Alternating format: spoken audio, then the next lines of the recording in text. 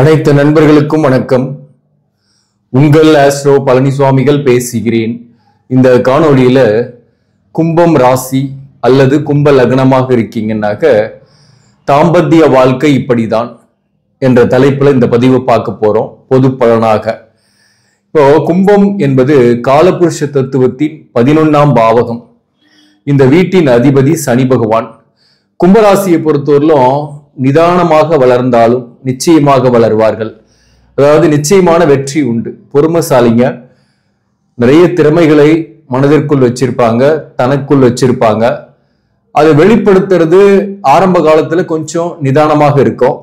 ஆனா போக போக அவங்களுடைய வளர்ச்சி என்பது பிரமிப்பாக இருக்கும். பொருளாதார ரீதியாக முன்னேற்றம் அடைவாங்க. அதாவது இங்க அவிட்டம் நட்சத்திரம் 3ஆம் பாதம் 4ஆம் பாதம், சதயம் நட்சத்திரம் 4 பாதங்கள், பூரட்டாதி நட்சத்திரம் 3 பாதங்கள் இருக்கு. இப்ப இந்த கும்பராசி அல்லது நீங்க கும்ப லக்னமாக இருக்கீங்கன்னாக்க பிறப்பிடம் விட்டு வெளியூர்லயோ வெளிநாட்டிலேயோ வெளி மாநிலத்திலேயோ வாழக்கூடிய வாய்ப்பு உங்களுக்கு அதிகமே உண்டு. வரக்கூடிய வாழ்க்கை துணைவரால் ஆதாயங்கள் இருந்தாலும் வாழ்க்கை துணைவருடன் சில முரண்பாடுகள் இருந்துகிட்டே இருக்கும். கும்பராசியை பொறுத்தவரையிலும் திருமண வாழ்க்கையை பத்தி சொல்லணும்னாக்க இவர்களுக்கு ஆரம்பத்திலேயே, அதாவது சின்ன வயசுலேயே கூட காதல் போன்றவை ஏற்பட்டு அது பெற்றோர்களின் விருப்பத்திற்கு மாறாக திருமணம் அமையக்கூடிய வாய்ப்பும் இவர்களுக்கு உண்டு.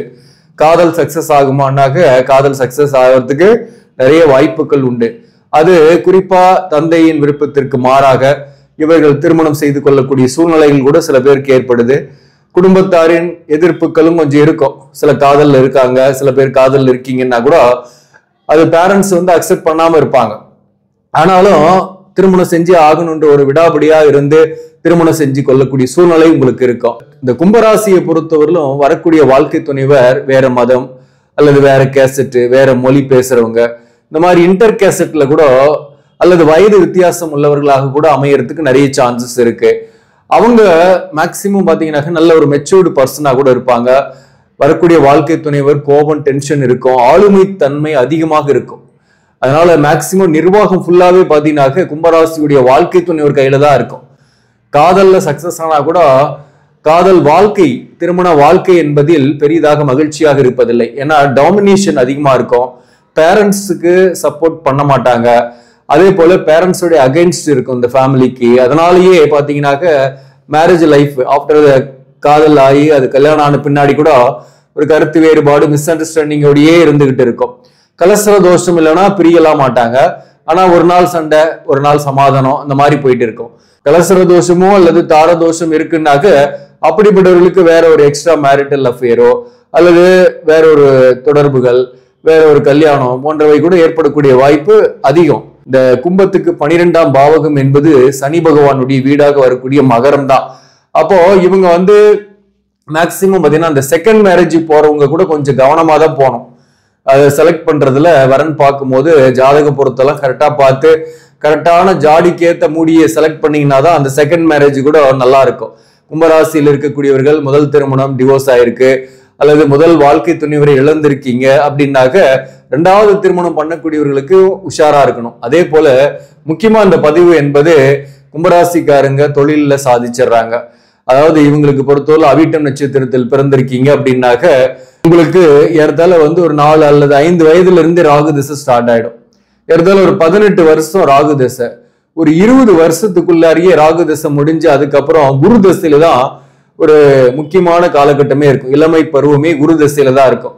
இந்த காலகட்டத்துல காதல் ஏற்பட்டு காதல் திருமணமும் சில பேருக்கு ஆகுது. சில பேருக்கு காதல் ஃபெயிலியர் ஆயிட்டு வேற ஒருத்தர் கல்யாணம் பண்ணக்கூடிய சூழ்நிலையும் ஏற்படுது.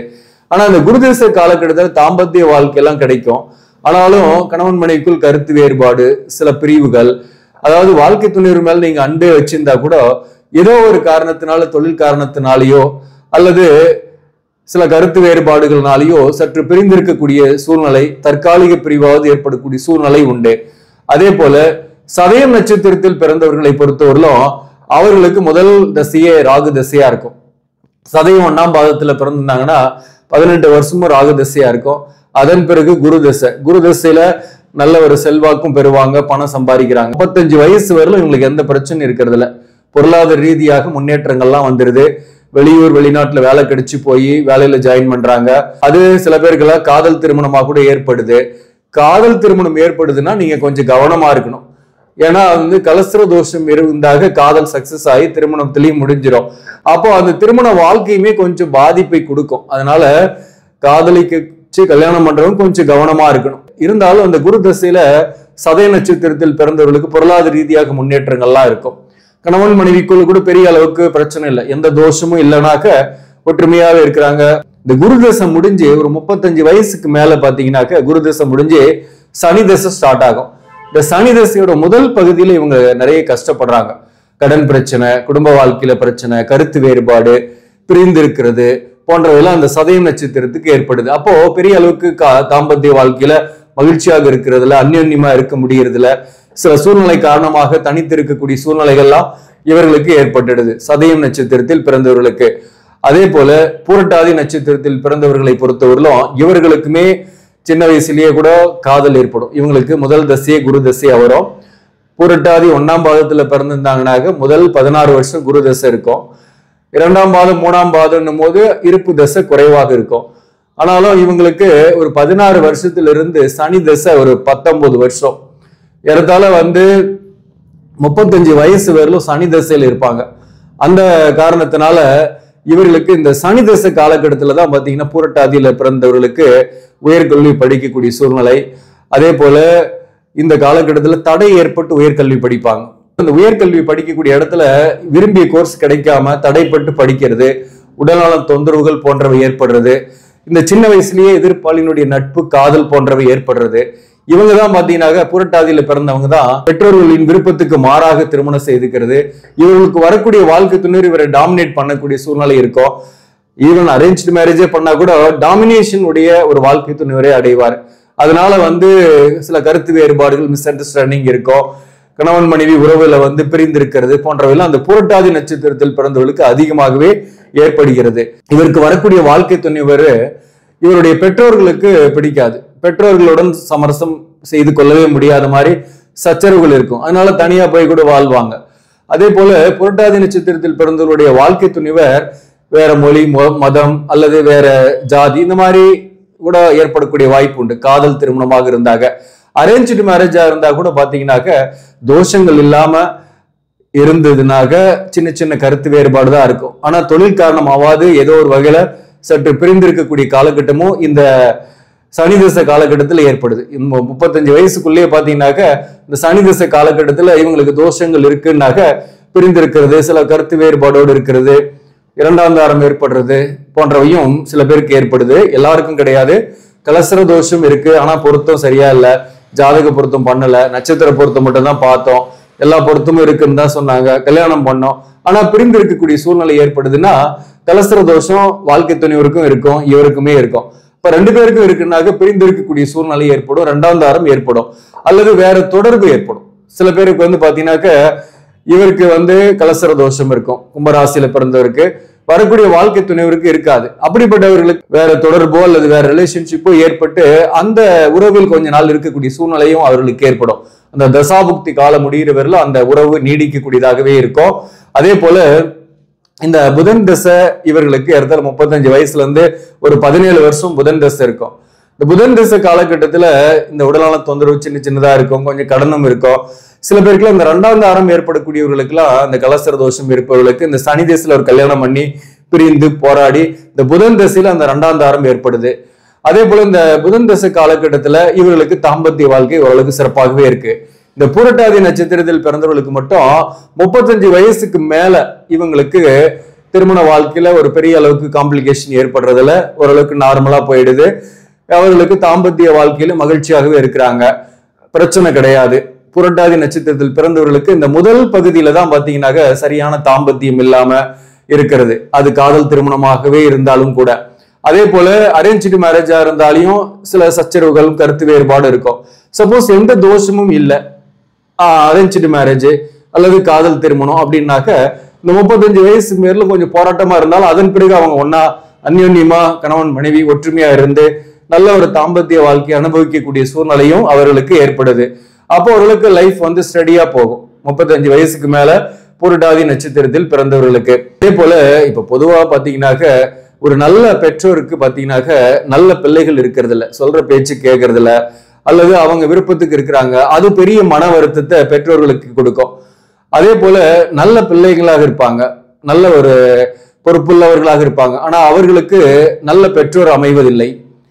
அதே போலதான் நல்ல கணவனாக இருக்கக்கூடியவர்களுக்கு நல்ல மனைவி அமைவதில்லை, ஒரு நல்ல மனைவியாக இருக்கக்கூடியவருக்கு நல்ல கணவன் அமைவதில்லை என்று விதி எப்பவுமே மாத்தி போட்டுதான் வேடிக்கை பார்க்கும், விளையாடும்.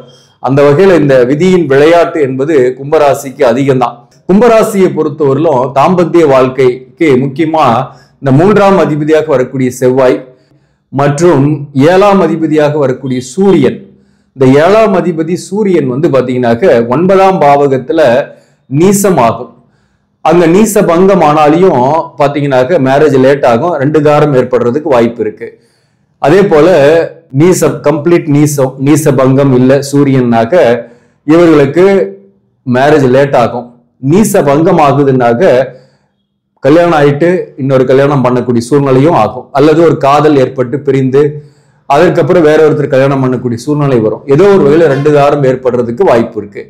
அதே போல ராசி அதிபதியாக வரக்கூடிய சனி பகவான் தான் அயன சயன போகஸ்தானாதிபதியாக வராரு. இந்த கும்ப லக்னத்துக்கு 12ஆம் பாவகத்து அதிபதி சனிதான். இந்த சனி போய் நீசமா இருக்குன்னு வச்சுங்களேன், மேஷத்துல சனி இருக்கு உங்களுடைய ஜாதகத்துலன்னா அப்படிப்பட்டவர்களுக்கு தாம்பத்திய வாழ்க்கை எப்பயுமே கிடைக்காத மாதிரி இருக்கும், அல்லது திருமணம் ஆகாம லேட் ஆகிக்கிட்டே இருக்கும், கல்யாணம் ஆனா கூட தாம்பத்திய சுகம் இல்லாம இருக்கக்கூடிய சூழ்நிலைகள் இருக்கும்.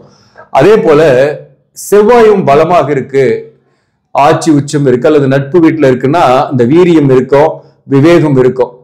அதாவது சனி கம்ப்ளீட்டா நீசமா இருந்தா இந்த மாதிரி, சப்போஸ் செவ்வாய் ஆட்சி உச்சம் பெற்று சனி 3ஆம் இடத்துல இருக்குன்னாக்க அது நீசபங்கம். அப்படிப்பட்டவர்களுக்கெல்லாம் தாம்பத்திய வாழ்க்கை கிடைக்கும், கொஞ்சம் லேட்டா கிடைக்கும். ஆனாலும் கம்ப்ளீட் நீசமானா தாம்பத்திய வாழ்க்கை இல்லாத மாதிரியான சூழ்நிலைகள்லாம் ஏற்படும். அதே போல 11ஆம் அதிபதியாகவும் 2ஆம் அதிபதியாக வரக்கூடியவர் குரு பகவான். இந்த குருவும் பொசிஷன்ல இருக்கணும், நல்ல ஸ்தான பலம் பெற்று இருக்கணும். 11ஆம் இடத்திலேயே ஆட்சி பெற்று இருந்தாலையும் 7ஆம் அதிபதி கெட்டு இருக்காரு அப்படின்னாக்க 7ஆம் அதிபதி நீசபங்கம் ஆயிட்டாரு சூரியன். இந்த 11ஆம் பாவகத்திலேயே குரு ஆட்சி பெற்று இருக்குன்னாக்க அது 2ஆம் தாரத்தால் நன்மை ஏற்படுத்தும், முதல் தாரம் கழிஞ்சு 2ஆம் தாரம் ஏற்படும். இதுவுமே ஒரு கலசர தோஷம் தான்.